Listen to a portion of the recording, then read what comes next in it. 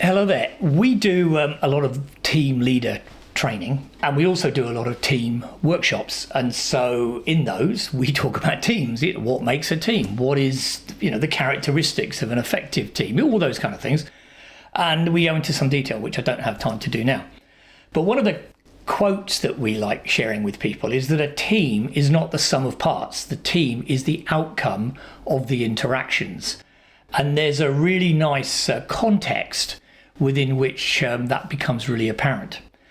Because your organization might well have a lot of teams, a marketing team, an engineering team, a manufacturing team, all these kind of things, a sales team.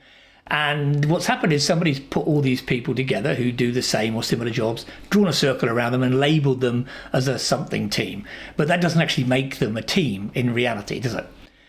And so when we're working with team leaders and we're talking about, what makes a team, and we're also talking about them as leaders of the team, one of the issues that we bring up, if it doesn't come up, automatically, is what do you do when you are struggling in your role? Because sometimes you don't want to go to the boss, do you, and say, hey, I'm really struggling. You shouldn't go to the people in your team, in the people you lead. You shouldn't go to them, really. I mean, you wouldn't want the captain of the plane tomorrow to open the door and say, hey, guys, I'm really struggling today. It's not really a good idea. And it also affects that relationship. But what you can do is you can go to your colleague team leaders, because even if they don't run the same kind of team that you do in terms of what you do, they do run a team, and so they know what it's like.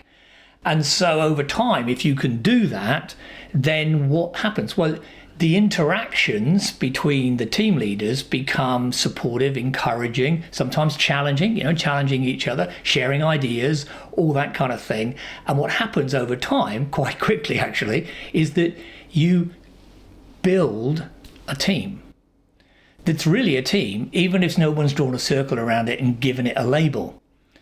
And I think it's a really powerful thing for team leaders to do, but it's also a great way to describe that idea of it's the interactions that make the team, not the label.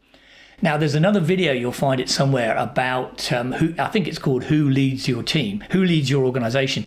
And that talks about something called distributive leadership. And you'll see that if you can get your team leaders to form this real team, they can become a very powerful force for real change in the organization. So you want to skip over and watch that if you haven't watched it already. Okay, interested in your thoughts.